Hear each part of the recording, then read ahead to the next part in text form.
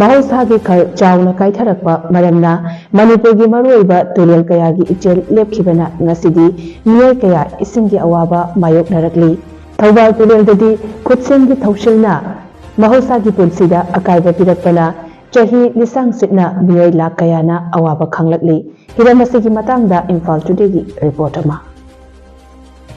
Manipurgi tongan mafamsingda cheliba turelsing ayambana ising kangkiba maramna miyamda chauna ising phangdabagi awaba ama mayoknaba haurakle adumakpu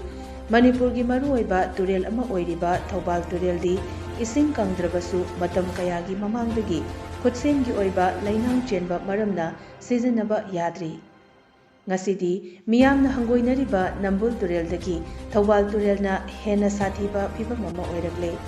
Turel asigi nak yeta kundariba miyoi lakh kayadi turelgi ising sizinaba yadabana ngasi phauba awaba mayoknari masida natana turel asida hanadagi lairakpa yelhonga kaya ngasidi masak uba phangkhidre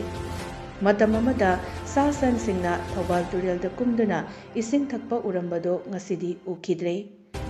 Turel asigi mathak thangba sarukta achauba machine sing sizinaduna laingoi pekpagi thabak matam kayagi mamangdagi chatharaga lakpata natana environment da chauna akaiba piriba miyoi lakh kayagi isingda morhalliba asida yengsinbinaba chahi kayagi mamangdagi wakatuna lakhre amadi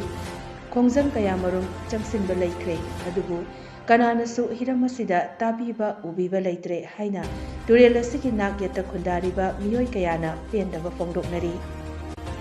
Thoubal district ki yamna maru oiriba turel ama oiriba Thoubal turel asi ngasidi angakpa phangna sokchille maram aduna laingakna lamdam asigi mahausagi khal yokhatnaba hotnariba asigi manung channa Thoubal turel su yengsinbidrabadi turel asi kanma ngamgani haiba thajadre hainasu People for Animals PFA gi managing trustee Laurembam Bisorjitna cherol thoktuna fongdokpasu laikre cherol adunasu hairibadi Thoubal turelgi ising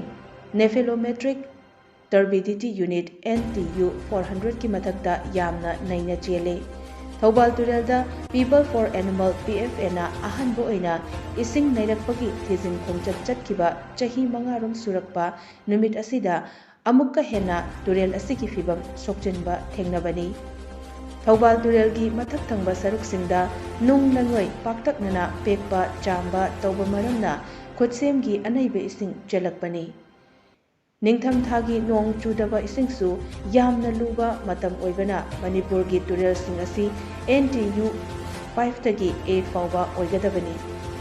miyamna fanayamna wakatlabasu laurabasu chahi lisang sitna turel asida yengsinbinaba authority amata leiraktabana ngasi fauba anaiba ising chenba maramna isingda leiba thawai panba jibasing leibagi mami ukhidre mi amata turel kumduna ising sokpa ukhidre yengsinbidraba khongbal gumnapi housinduna yamna neiba maramna asiba turel haibadu oire nong chudaba matam oibana miyoiba khakta natana sa uchek fauba ising wanaraba matam asida turel asina asukki matik lainang oina chenba maramna lairaba ising leiba ngamjadaba singdi kokta khut haple hiram asigi matangda Thoubal River Conservation Committee na wakatpadagi Manipur High Court na PIL lobiduna maraki oiba yathang pikhrabasu ngasi fauba mari leinaba singna thoksadabadagi Thoubal turel ngasisu khutsemgi lainang adumak cheli Manipurgi DG na turel asida nung laingoi pekpa yengsinnaba dedicated police team semnaba yathang phokrabasu yengsillabasu chenabasing faba punba haurabasu isingdi lainang adumak oiri ngasi maksu turel asidagi pekpata ngairiba laingoi kaya marum puba gari masing thingamdana thauba miyamna unari lamdam asigi environment ta amadi hiram khudingmakta akaiba piraba khutsemgi lainangtana thallaba turel asina phauduna cheliba khul kayagi khunja singna ngasisu ngaihori mari lainaba singna turel asibu yengsinbiduna muktang kanbiduna ahingba turel ama oihanduna khunja singi awaba ko khalakani haibagi asada